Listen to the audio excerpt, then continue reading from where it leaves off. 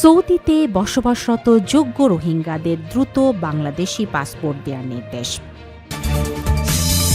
নেই জ্বালানি সংকট, পাচার ও অপচয় রোধে মূল্যবৃদ্ধি, বললেন সংসদে স্বরাষ্ট্রমন্ত্রী। গাইবান্ধায় অর্ধশতাধিক পরীক্ষার্থী পায়নি এসএসসির প্রবেশপত্র। সর্বশেষ জানাবো বিসিবি নির্বাচনের সময় জানালেন তামিম। শিরোনাম শুনলেন, এবারে বিস্তারিত। সৌদিতে বসবাসরত যোগ্য রোহিঙ্গাদের দ্রুত বাংলাদেশি পাসপোর্ট দেওয়ার নির্দেশ। সৌদি আরবে বসবাসরত রোহিঙ্গাদের মধ্যে যাদের কাছে প্রয়োজনীয় কাগজপত্র বা প্রমাণ রয়েছে তাদের দ্রুত বাংলাদেশি পাসপোর্ট দেওয়ার নির্দেশ দিয়েছেন স্বরাষ্ট্রমন্ত্রী সালাউদ্দিন আহমেদ। সোমবার ২০ এপ্রিল সচিবালয়ের বাংলাদেশে নিযুক্ত সৌদি রাষ্ট্রদূতের সঙ্গে এক বৈঠকে তিনি এই নির্দেশনা দেন বলে স্বরাষ্ট্র মন্ত্রণালয়ের এক বিজ্ঞপ্তিতে জানানো হয়েছে।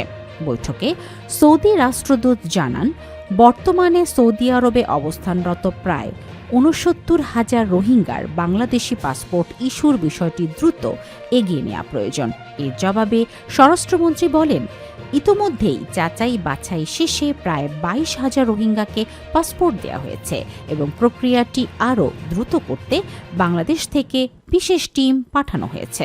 মন্ত্রী স্পষ্ট করে বলেন, পাসপোর্ট প্রদান প্রক্রিয়ায় কোনো ধরনের অনিয়ম বা দুর্নীতি বরদাস্ত করা হবে না। একই সঙ্গে যেসব মিয়ানমারের নাগরিক প্রয়োজনীয় শর্ত পূরণ করেছেন বা বৈধ বাংলাদেশি নথি রয়েছে তাদের দ্রুত পাসপোর্ট দেওয়ার নির্দেশ দেন তিনি। এছাড়া সৌদি আরব থেকে পূর্ণাঙ্গ তালিকা নিয়ে পুনরায় যাচাই করার কথাও জানান। নেই জ্বালানি সংকট, পাচার ও অপচয় রোধে মূল্যবৃদ্ধি, বললেন সংসদে স্বরাষ্ট্রমন্ত্রী। জ্বালানির দাম কম থাকলে তা অপচয় ও পাচারের সুযোগ তৈরি করে।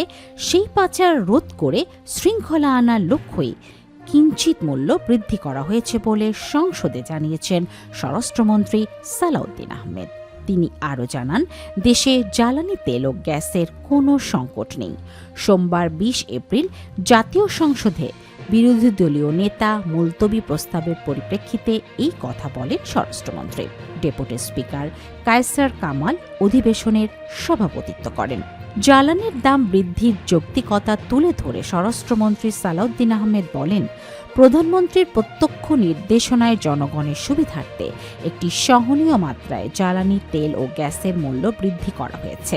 তিনি বলেন, বর্তমান অর্থনৈতিক পরিস্থিতিতে জাতীয় অর্থনীতি আর তা বহন করতে পারছিল না, তাই এই সিদ্ধান্ত নিতে হয়েছে।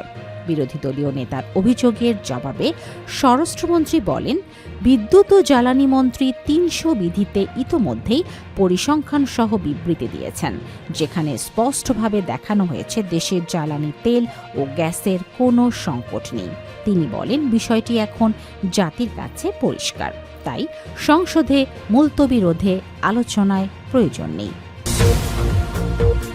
গাইবান্ধায় অর্ধশতাধিক পরীক্ষার্থী পায়নি এসএসসির প্রবেশপত্র। রাত পোহালেই শুরু হতে যাচ্ছে এসএসসি পরীক্ষা, কিন্তু একদিন আগেও পরীক্ষার প্রবেশপত্র হাতে পায়নি গাইবান্ধার পলাশবাড়ী ও ফুলছড়ি উপজেলার ৩টে স্কুলের অর্ধশতাধিক পরীক্ষার্থী। এই পরিস্থিতিতে পরীক্ষায় অংশগ্রহণের অনিশ্চয়তার কথা জানিয়েছেন এসব পরীক্ষার্থী ও তাদের অভিভাবকেরা। সর্বশেষ সোমবার ২০ এপ্রিল বিকাল পর্যন্ত পলাশবাড়ী উপজেলার নির্বাহী কর্মকর্তার কার্যালয়ে বারান্দায় প্রবেশপত্র পাওয়ার আশায় অপেক্ষা করতে দেখা গেছে তাদের মধ্যে বেশ কয়েকজনকে। খোঁজ নিয়ে জানা গেছে, ফুলছড়ি উপজেলার জুন্দহ উচ্চ বিদ্যালয়, কঞ্চিপাড়া এমকিউ একাডেমি উচ্চ বিদ্যালয় এবং পলাশবাড়ী উপজেলা সদরের গৃহধারীপুর উচ্চ বিদ্যালয়ের অন্তত অর্ধশতাধিক শিক্ষার্থী প্রবেশপত্র পাননি। এরই মধ্যে জুন্দহ উচ্চ বিদ্যালয়ের ৩৬ জন, গৃহধারীপুর উচ্চ বিদ্যালয়ে ২৯ জন রয়েছেন। অন্যদিকে ফুলছড়ি উপজেলার কঞ্চিপাড়া এমকিউ একাডেমি উচ্চ বিদ্যালয়ের ১৫০ জন পরীক্ষার্থীর হাতে ভুলে ভরা প্রবেশপত্র দেয়া হয়েছে। এসব প্রবেশপত্রে কারো বিজ্ঞান বিভাগের স্থানে মানবিক বিভাগ, কারো ছেলে পরীক্ষার্থীর স্থলে মেয়ের ছবি, আবার কারো বাবা মার নামের বানানে ভুল রয়েছে। আবার কিছু পরীক্ষার্থীর প্রবেশপত্র এখনো পায়নি। বিসিবি নির্বাচনের সময় জানালেন তামিম। বাংলাদেশ ক্রিকেট বোর্ড বিসিবির বর্তমানে পরিচালিত হচ্ছে তামিম ইকবালের নেতৃত্বাধীন 11 সদস্যের অ্যাডহক কমিটি দিয়ে। গত 7 এপ্রিল আমিনুল ইসলামের নেতৃত্বে থাকা বিসিবির পরিচালনা পর্ষদ ভেঙে দেয় জাতীয় ক্রীড়া পরিষদ এনএসসি। 90 দিনের মধ্যে বিসিবির পরিচালনা পর্ষদের নির্বাচনে আয়োজনের দায়িত্ব তাদের দেয়া হয়, তবে জানা যাচ্ছিল না বিসিবি সে নির্বাচনটা কবে হবে। সোমবার 20 এপ্রিল বিসিবির সভাপতি তামিম ইকবাল দেন উত্তরটা।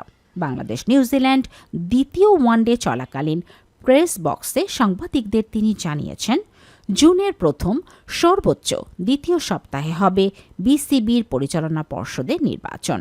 দায়িত্ব পাওয়ার পর গত কয়েকদিন তামিমের অ্যাডহক কমিটি নিয়মিত কাজগুলো করছে।